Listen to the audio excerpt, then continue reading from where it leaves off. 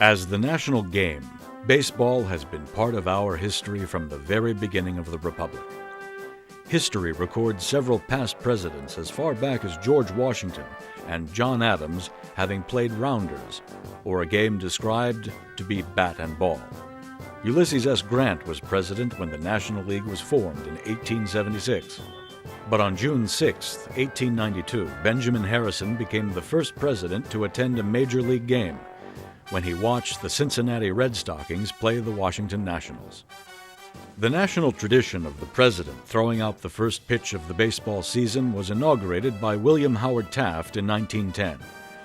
And ever since, this great tradition has been followed by virtually every president. It is one of the grand traditions of baseball, and it ought to be. If you think about it, the American president ought to christen every new season. Opening day is about renewal and rebirth, and the president of the United States should come, especially now that we've got a team back in the nation's capital after all these years, and christen that moment. April 14th, 1910, that was the first occasion on which a president opened the baseball season by tossing out the first ball. And it really was just a coincidence. President Taft had a meeting earlier in the day with a group of suffragists, as they called them in that day, suffragettes, women lobbying for the right to vote. And they didn't like what he said.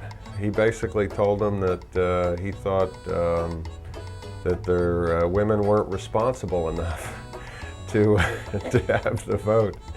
And they literally booed and hissed him out of the White House.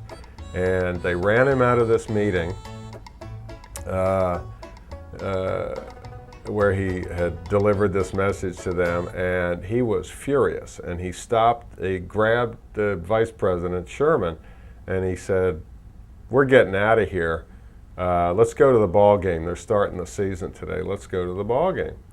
And they went to the ballpark, and the Washington manager, a fellow named Jimmy McAleer, had the idea, well, the president's here.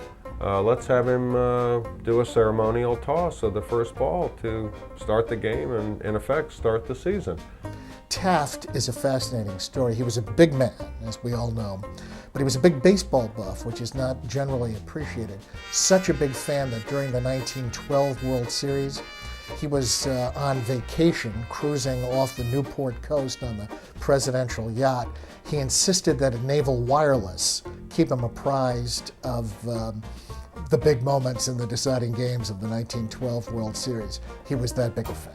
Lots of memories when I see these box seats. They're from Griffith Stadium, and this is where the President of the United States would sit in here with his family and friends, and they in turn, I would be the announcer, and now, ladies and gentlemen, we call your attention to the presidential box seats where President Eisenhower, President Kennedy, President Nixon, whomever it might be, is now throwing out the first ball.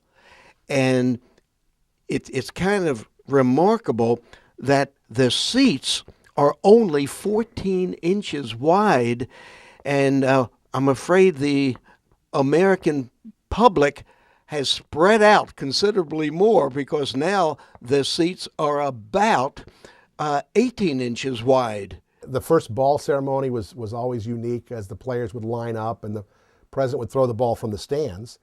And whichever player would end up with it, we get the president to sign it. They'd have his picture taken with the president. It was quite exciting. President John Kennedy came to our games, and I thought that was really good.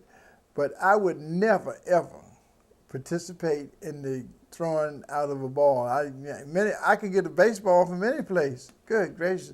I couldn't see going out getting spiked, because the opposing team be over there too. And they all be fighting for that ball. And all I got to do is just get a ball and, Prez, would you sign it? He'd be glad to sign it. Ring! It's official. The opening of the baseball season sees President Kennedy on hand in Washington as the Senators play the Detroit Tigers in the new $20 million District of Columbia Stadium. largest crowd in Washington baseball history, 45,000, and a couple of hundred photographers see the president throw out a looper for the players to scramble for in a free-for-all.